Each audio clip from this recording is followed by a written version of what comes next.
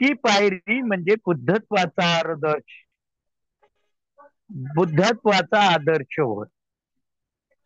व्यक्तिमत्वाचा विकासाला बुद्धत्वाचा आदर्श हा सर्वोत्तम बिंदू आहे. आणि हे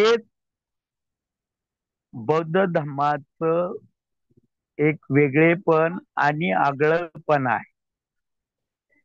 बाकीचे जे धर्म आहे त्या धर्मामध्ये व्यक्ती हा केंद्रबिंदू नाही. व्यक्तीची निर्मिती कशी झाली, मनुष्य जन्म कसा तयार झाला, मनुष्य कसा सुरू झाला, मनुष्याची उत्पत्ती कशी झाली, या सगळ्या बाबीमध्ये माणसं धर्माच्या वेगळ्या वेगळ्या भागामध्ये वेगळ्या वेगळ्या आकलनामध्ये जात राहिले आणि ते आकलन सगळं अज्ञात गोष्टीची उकल करण्याकडं आणि ज्याची उकल झाली नाही त्या उकलाला त्यांनी वेगळे वेगळा दृष्टिकोन दिला. मग काही जण आत्म्याकडे झुकले, काही जण देवाकडे झुकले, काही जण परमात्म्याकडे झुकले. मात्र बुद्ध या सगळ्याकडून बाजूला राहिले. सगळ्याकडून त्यांनी त्यांचं वेगळंपण दाखवून दिलं. खरं म्हणजे व्यक्ती हाच महत्वाचा मुद्दा आहे. व्यक्तित्वाचा विकास कसा होतो हे पहिल्यांदा बुद्धाने सांगितलं. पहिल्यांदा बुद्धाने व्यक्तिमत्वावर भर दिला. आणि बाबासाहेबांनी जे बुद्ध आणि त्यांचा धम्म ग्रंथामध्ये बुद्धाने काय स्वीकारलं, बुद्धाने काय नाकारलं आणि बुद्धाने कोणती नवीन मांडणी केली यावर यावर जास्त चर्चा केली. जास्त ज्याला मार्ग दाखवला तो मार्ग म्हणजे धम्म होय. तो मार्ग म्हणजे जीवनाचं सर्वोत्कृष्ट गोष्ट होय. आणि ती सर्वोत्कृष्ट आमच्या व्यक्तिमत्व विकासामध्ये होते. मग त्या दृष्टिकोनामधून कोणत्या गोष्टी महत्वाच्या आहेत, तर एक नंबरची गोष्ट लक्षात घेतली पाहिजे की व्यक्तिमत्व विकासाला व्यक्ती सोडून बाहेर गेलं नाही पाहिजे. भदंत धम्मसारजी या बाबतीत स्पष्टपणे सांगतात की तुमचं धम्माचं जे सगळं काही असेल ते तुम्ही तुमच्या जागृतीवर अवलंबून आहे आणि त्या व्यक्तीच्या स्वतःच्या ओळखीवर अवलंबून आहे. आणि मग ती स्वतःची ओळख कोणती, तर स्वतःची ओळख कोणीतरी अज्ञात काही आहे याकडे नाही गेली पाहिजे. तर ती मी व्यक्ती आहे आणि व्यक्तीचं मन हे धम्माचा केंद्रबिंदू आहे. मनाच्या ज्या काही वैशिष्ट्याच्या गोष्टी आहेत त्याच्यातली चंचलता असेल, त्याच्यातली चपलता असेल, त्याच्यातलं भरकटणं असेल, त्याच्यातलं इतरांवर दोष देणं असेल, ह्या सगळ्या मनाच्या पळवाटा ज्या आहेत त्या पळवाटा बंद करायचं काम मोठ्या प्रमाणामध्ये बुद्धाने केलं. आणि मग बुद्धाने व्यक्ती कशाला म्हणायचं त्याचा अर्थही सांगितला. बाबासाहेबांनी तर फार सुंदर पद्धतीने ही गोष्ट प्रतिपादन केली. बाबासाहेब म्हणतात की मनुष्य म्हणजे काय हा प्रश्न कोणीच कोणाला विचारला नाही. व्यक्ती म्हणजे काय कोणीच विचारला नाही. तो बुद्धाने विचारला आणि त्याचं उत्तर पण दिलं की मनुष्य म्हणजे काया वाचा मन आणि यातून निर्माण झालेलं जे रूप आहे, जे नाम आहे, ते म्हणजे मनुष्य आहे, तो म्हणजे व्यक्ती आहे. अन्य धर्म बोलताना व्यक्तीची उत्पत्ती कशी झाली, देवानी केली, आई वडिलाच्या संयोगातून झाली, यावर भर देत नाही. ते मग आईच्या पोटी जे बालक जन्माला येतं त्या बालकाला मग बाहेरून आत्मा येतो. आई वडिलाचं काम एवढं की आत्मा निर्माण म्हणजे आत्म्याला राहण्यासाठी घर निर्माण करणं, म्हणजे मनुष्य देह निर्माण करणं, एवढंच आई वडिलाचं काम आहे. बाकी सगळं त्यामध्ये आत्मा प्रवेशतो. गुण, पाप, पुण्य मागच्या जन्मातून तिथे येतात. बुद्ध मात्र हे अवैज्ञानिक आहे, चुकीचं आहे, यावर भर देतात. बुद्धाने स्पष्ट सांगितलं की नाम म्हणजे मन आणि रूप म्हणजे जे पंचस्कंद आहेत ते, त्याच्यातून निर्माण होत असलेलं षडायतन, षडायतनचा अर्थ फार जणाला समजत नाही. फार जण षडायतन म्हणजे काहीतरी वेगळं समजतात. आयतन या आणि षडायतन म्हणजे आमच्या या व्यक्तीच्या रूपांच्या 6 खिडक्या, तर मग त्यामध्ये आमचे पंचेंद्रिय आले की डोळे, नाक, कान, आमचं तोंड, ही त्वचा आणि 6वं मन. या खिडक्या आहेत आणि या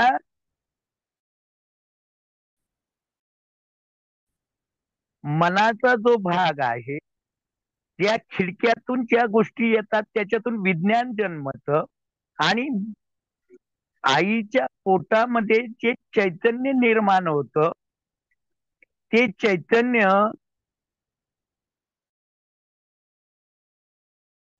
ज्याला लोक आत्मा म्हणतात, ज्याला काहीतरी वेगळी जाणीव म्हणतात, ज्याला लोक जीव म्हणतात, या गोष्टी बुद्ध फेटाळतात आणि बुद्ध सोबत प्रकाश येतो, प्रकाशासोबत उष्णता येते. त्याच पद्धतीने या माता पित्याच्या संयोगातून जे व्यक्तीचा देह धारण होतो त्यामध्ये हा चैतन्य निर्माण होत, त्यामध्ये जी ऊर्जा निर्माण होते आणि ती वेगळी नसते. जसं ज्योतीमधून प्रकाश वेगळा करता येत नाही, प्रकाशामधून उष्णता वेगळी करता येत नाही, आणि हे कसं निर्माण झालं याला पण तुम्ही डिवायडेशन करू शकत नाही, अनालिसिस करू शकत नाही. तर ही सगळी नाम आणि रूप हे सगळं एकत्रित येतं आणि ज्याला मनालाही बुद्धाने 2 पातळीवर विभाजित केलं, एक बाह्य मन आणि एक अंतर्मन. आणि मग हे जे 6 षडायतन आहेत, या 6 षडायतनातून विज्ञान निर्माण होत. विज्ञान म्हणजे जाणीव. विज्ञान म्हणजे आताचा सायन्स या अर्थाने शब्द घेता कामा नये, की आम्ही पाहिलं, मग कशाने पाहिलं? डोळ्यांनी पाहिलं. मग त्याच्यामध्ये जी जाणीव झाली त्याला डोळ्याला चक्षु आणि पाहण्याला विज्ञान म्हटलं. म्हणजे चक्षु विज्ञान, श्रोतृ विज्ञान, नाकाचं घाणेंद्रिय विज्ञान, जिव्हा विज्ञान, की अशा प्रकारचे 6 विज्ञान निर्माण होतात. म्हणजे कानाने ऐकताच येतं, पाहता येत नाही. डोळ्याने पाहता येतं, ऐकता येत नाही. तुमच्या जिभेने चव घेता येते. या सगळ्या गोष्टी वेगळ्या वेगळ्या आहेत. आणि मनाचं या माध्यमातून विचार करण्याची प्रक्रिया चालते. तर मनालाही याच्यातून आमचे हे षडायतन, तर हे 5 गोष्टी तर आम्हाला स्पष्ट सांगता येतात. पण मनाची जी विचार करण्याची प्रक्रिया आहे, ही एक 6वी खिडकी आहे. आणि ही खिडकी पण आ, सतत कार्यरत आहे. त्याचं दुसरं उदाहरण द्यायचं झालं तर आम्ही झोपलेलो असतो. आम्ही झोपेमध्ये आमचे हे 5ही इंद्रिय जे आहेत ते विज्ञान निर्माण करू शकत नाहीत, पण मन विज्ञान निर्माण करतं. आणि त्यातून आमची विचार प्रक्रिया चालू राहते. त्यातून आम्हाला स्वप्न पडत राहतात. तर व्यक्तित्वाचं हे जे आकलन आहे, ही जी वैकाशिक म्हणजे डेव्हलपमेंट आहे, ही बुद्धाची अत्तदीप भववर अवलंबून आहे. म्हणजे स्वतःवर अवलंबून आहे. मन हेच सर्व गोष्टीचं उगमस्थान आहे. आणि बाहेरच्या गोष्टीला जे प्रतिसाद देतं, जे प्रतिक्रिया देतं, त्या प्रतिक्रियेतून व्यक्तित्व फुलण्याऐवजी व्यक्तित्व कोमजतं. त्याऐवजी व्यक्तित्वामध्ये आम्हाला फुलणं करायचं असेल तर आमच्या मनावर आम्हाला काम करावं लागेल. तरच व्यक्तित्वाचा विकास होईल. तोच बौद्ध दृष्टिकोन आहे. त्याचं अजून प्रतित्य समुत्पादाच्या दृष्टिकोनातून अजून उकल आपण पाहूया. नामरूपाची उकल अजून पाहूया, की त्यातून व्यक्तिमत्व विकास कसा आमचा करता येतो. आणि आम्हीच याचे शिल्पकार आहोत. आम्हीच आमचं व्यक्तित्व घडवू शकतो. याची खात्री, याची श्रद्धा हा या व्यक्तिमत्व विकासाचा पाया आहे. हाच राईट बुद्धिझमचा पहिला मुद्दा आहे. जर हा मुद्दा हुकला तर आम्ही कधीही बुद्धिझमकडे जाऊ शकत नाही, बुद्धत्वाकडे जाऊ शकत नाही. नवे बुद्धत्वाची प्रेरणा, श्रद्धा, निष्ठा निर्माण होणं या व्यक्तीच्या नामरूपावर आणि स्वतःवर अवलंबून आहे. हे ज्या वेळेला निर्माण होईल त्या वेळेला आमची डेव्हलपमेंट कोणत्याही क्षणी सुरू झाली असा त्याचा अर्थ होतो. मला वाटतं वेळ संपत आलेली आहे. मी या ठिकाणी थांबतो. काही टेक्निकल प्रॉब्लेम आल्यात, पण बडगे साहेबांनी त्या टेक्निकल प्रॉब्लेमवर मात करून रेकॉर्डिंग केलंय. खूप खूप धन्यवाद. भंते धम्मसारजी, सर्वजण जे सहभागी झालेत त्या सर्वांना मी त्यांच्या बुद्धत्व बीजाला वंदन करून हा आकलन प्रेरणा सत्र या ठिकाणी थांबतो. जय भीम. नमो बुद्ध.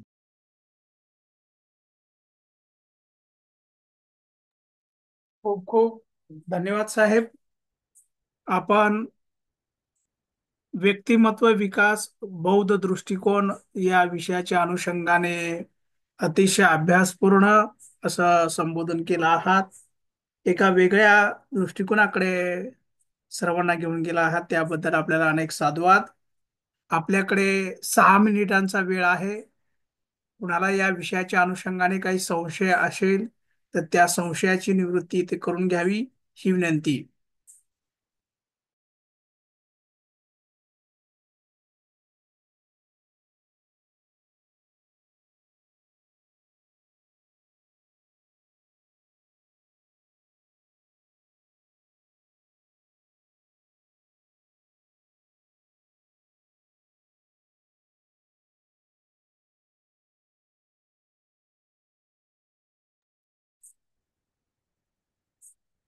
या विषयाच्या अनुषंगाने कोणाला काही विचारायचं नाही असं गृहीत धरून आपण या विषयाच्या समारोपाकडे जाऊया. म्हणजेच आपण नेहमीप्रमाणे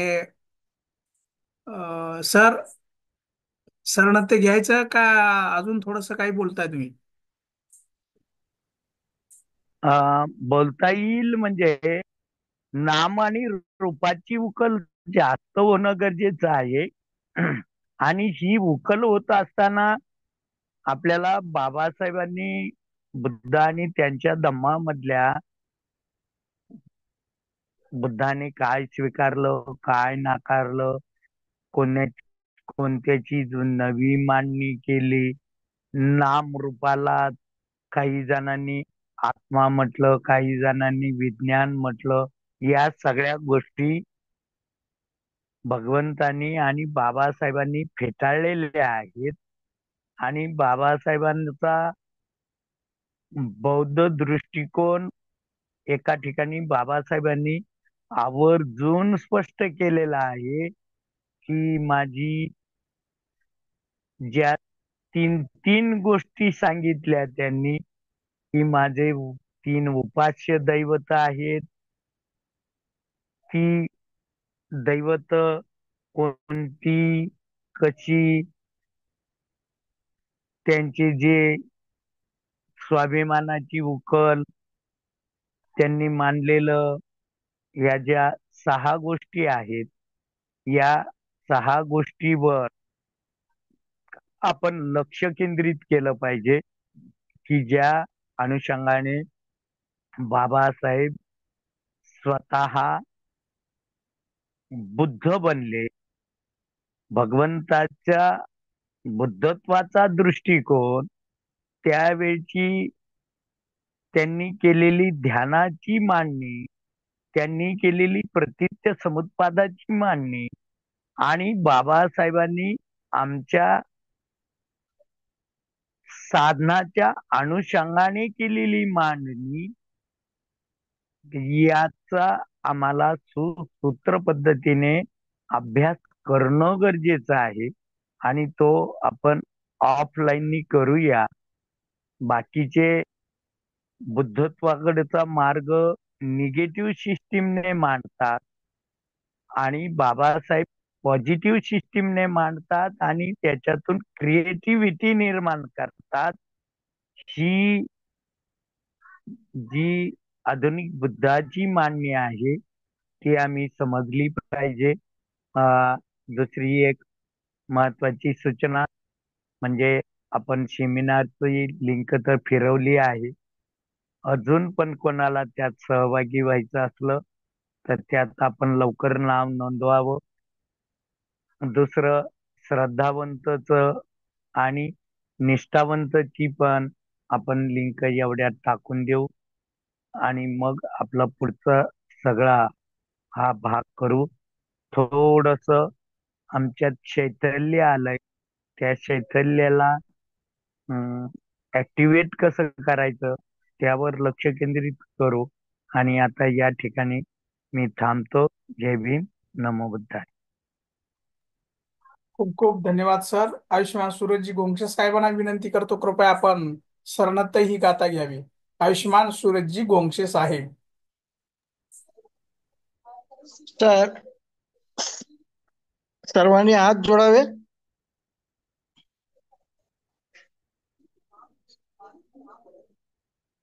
नास्ति मे शरणं बुद्धो मे शरणं वनं एतेन सज्जवज्रेण होतु मे जयमङ्गलम् नास्ति मे शरणं धम्मो मे शरणं वनं एतेन सज्जवज्रेण होतु मे जयमङ्गलम् नास्ति मे शरणं संगो मे शरणं वनं एतेन सज्जवज्रेण होतु मे जयमङ्गलम् साधु साधु साधु बुद्धं नमामि धम्मं नमामि संघं नमामि नमो बुद्धाय जय भीम।